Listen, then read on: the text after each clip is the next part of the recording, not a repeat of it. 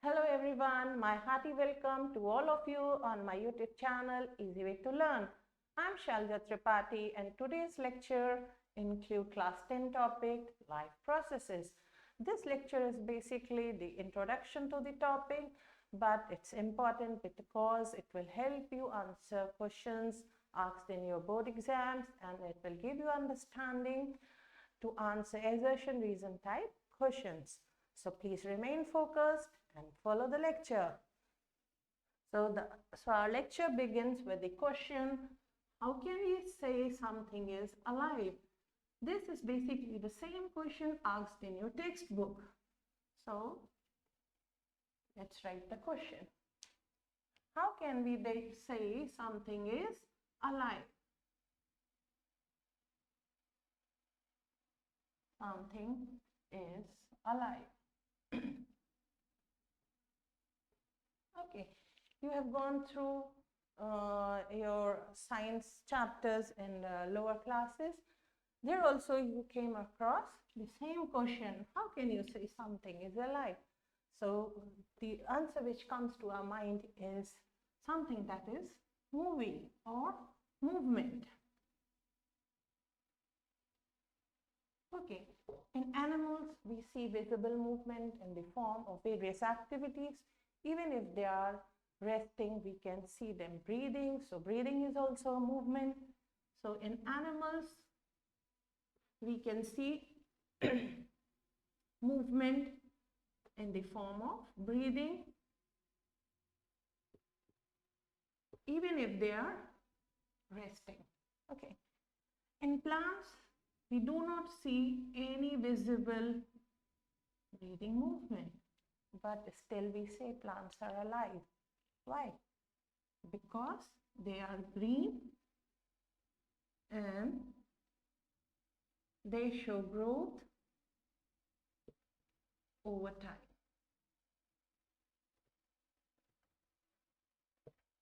So in plants, we do not see any visible movement, but these two characteristics help us to determine. Thus, we can say visible movement is not the defining characteristic that something is alive.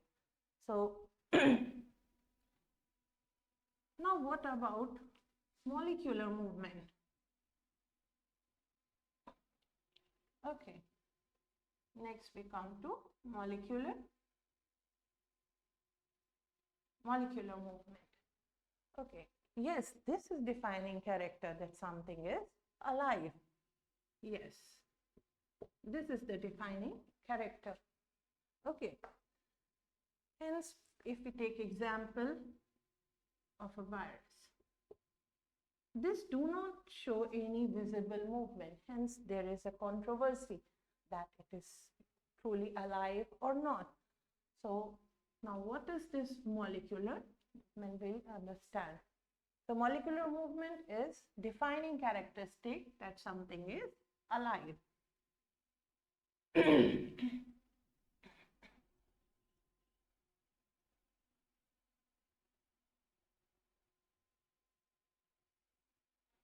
Okay. See, organisms are made up of cells organized to form tissues organized to form organ, and finally organs organized to form organ system.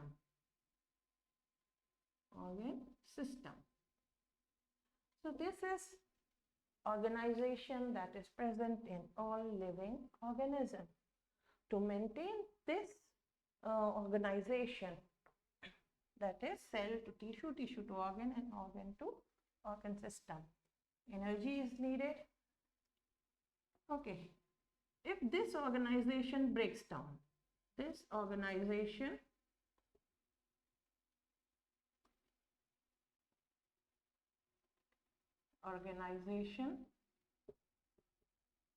down, can we say organism is alive? If the organization breaks down, organism is no more alive.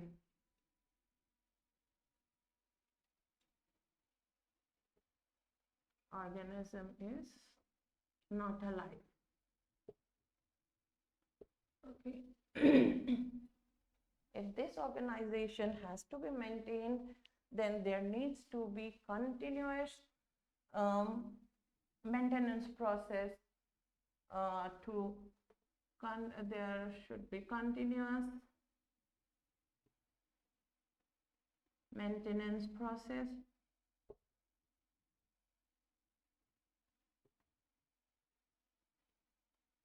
to maintain it, that is maintenance process for maintaining and to repair the damage.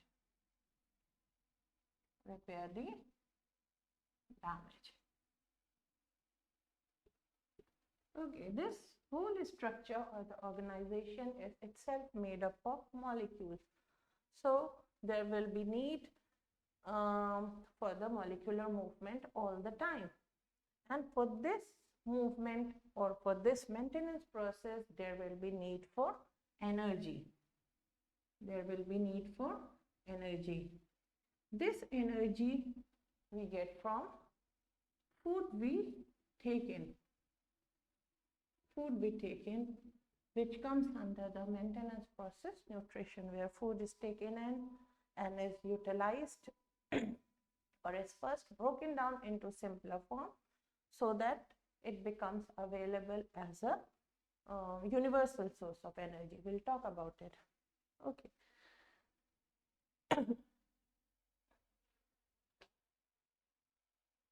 So for this organization, energy is needed in the form of food.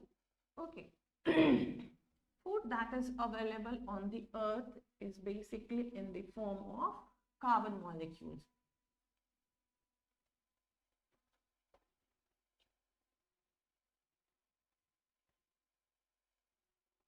Okay.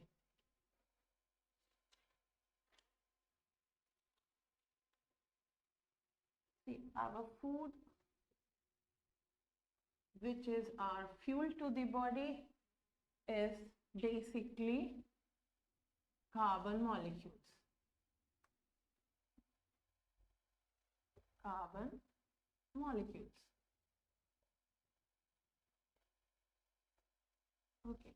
We get food from plants in the form of starch and glucose.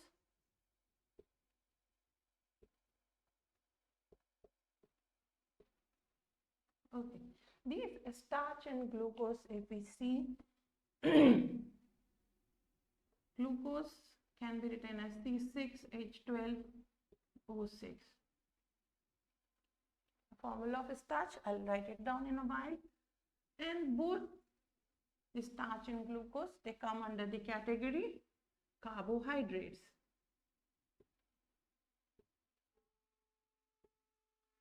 Or initially they were called hydrates of carbon. Why hydrates of carbon? Because if we write the formula of glucose, it can also be written as C6H2O6. So it was called hydrates of carbon. Hydrates means water, carbon is already present. And glucose is simplest carbohydrate. Simple carbohydrate. Whereas if we see starch, its formula is C6H2O5N. What does this mean? This is a complex carbohydrate. Complex. So plant provide us with these carbon food, which is in the form of glucose and starch, and they are put under the category carbohydrates. Now you understand why they are called carbohydrates, because their empirical formula suggests that it has water molecules. This was the initial way of representing these things, but now we have these actual formulas. See, N here represents that this molecule is repeated several times, so it's a polymer. So complex carbohydrate and glucose, they both come under the category carbohydrate. This is basically, I'm here to clear it because children get confused when they see this word carbohydrate. They think there's something different from starch and glucose. No, carbohydrate is a big heading, or you can say it's a topic. Under this heading, we study different forms of carbohydrates, that is starch, glucose, sucrose, which is present in sugarcane, then fructose present in fruits, lactose present in milk. So all these are carbohydrate. One way to recognize carbohydrate is you get the word O's. So like glucose, lactose, fructose, they all are sweet. So it's a one way of recognizing things. Okay. So carbohydrates are our fuel or food that the organism utilizes. Okay. This utilization of the food comes under nutritional process. So different organisms will have different modes of nutrition, which you have already studied, autotrophs, heterotrophs, that we'll discuss later. Then these sources are converted into a universal source of energy. What does this mean? That whatever food is taken is digested and converted into simpler molecules or simpler molecules. Simple molecules, these simple molecules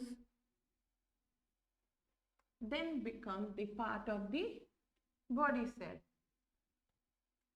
These molecules become part of the body cell to provide us energy, and this comes under the maintenance process, respiration. So intake of food and digestion comes under the process of nutrition. Okay, now this energy will help in the maintenance and repair of the cellular or body organization. Okay, now these are the two processes. There are two more processes, which are transportation and excretion. So we'll see them. So the food that is taken and oxygen that is required for this process, respiration, this is brought into the body through another system called the transport system. Transport system. So food and oxygen that is brought inside the body need to be transported to every cell, every part of the body or every cell. That comes under transport system. Okay, even the intake of food and intake of oxygen has separate organs or separate cells or specialized cells which are performing the function. So this transport system is transporting food and oxygen to all part of the body. Okay, if the cell is performing this function, that is, molecular movements are going on, physiological processes are going on, then some byproduct is also produced in this cell, which needs to be removed continuously from the body. So byproducts of the cell, byproducts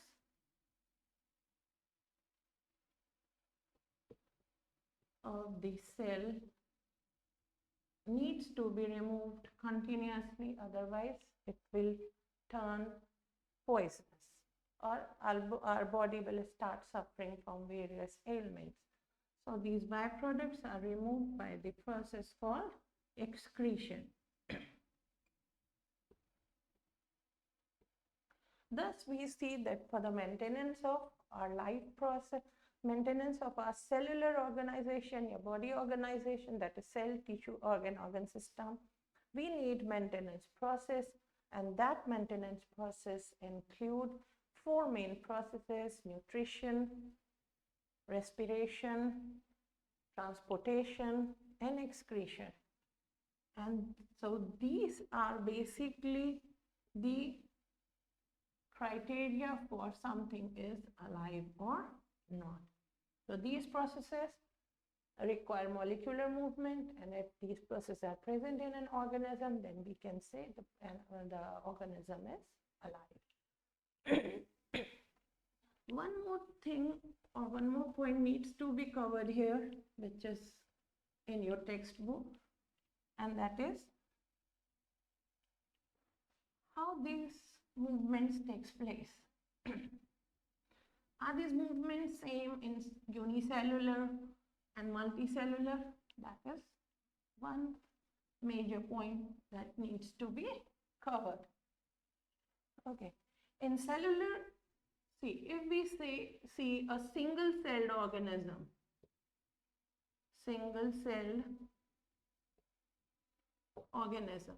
okay, like amoeba, it is alive, so it will show all the processes that maintenance processes that we have discussed, that is nutrition, then respiration, transportation, and excretion. Okay, so all the maintenance process occur by diffusion. See, single-celled organisms, they are single-celled, so there is only one cell, no cellular organization. So in these organisms, the whole body surface, we can say,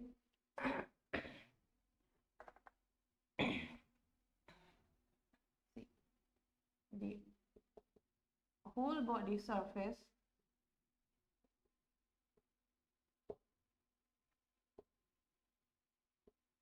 is in contact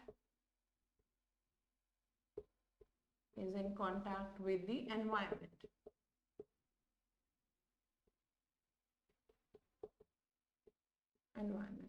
So the simple process of diffusion is sufficient to carry out all the four maintenance process. So simple diffusion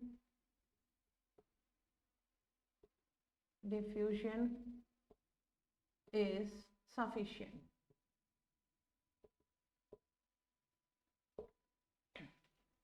That is, food can be taken in through diffusion, transportation is also taking place through diffusion, and then excretion, respiration, everything is happening through the body surface, which is in contact with the environment.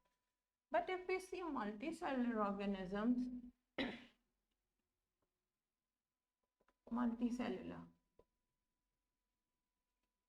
okay, this simple diffusion is not sufficient. Actually, I am explaining it because focusing on this point, because this question has been asked in your in-text box, and also it is the question that is asked in board exams. Okay. In multicellular organism, simple diffusion is not sufficient to carry out the life processes. Why? Because in multicellular organism there are specialized cells. So you have to write your answer in this form. Multicellular organisms have a specialized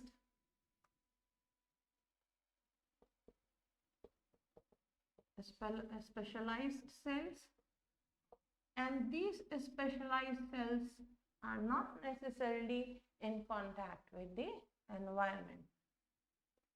And these specialized cells are not necessarily in contact with the environment.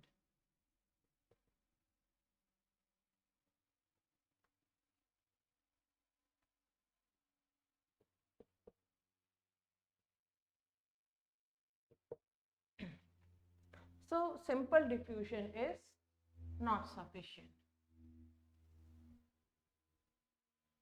Simple diffusion is not sufficient to carry out the maintenance process. One point you can also add that simple diffusion is a very slow process. So it is sufficient in a single-celled organism because it has only one cell. But in multicellular, as the name suggests, it has multiple cells, many cells, and the process is so slow that the transportation will take too long time. Thus, this simple diffusion is not sufficient in multicellular organisms. Hope you understood the topic well, and please help to share, subscribe my channel and enable your notification icon. Thank you.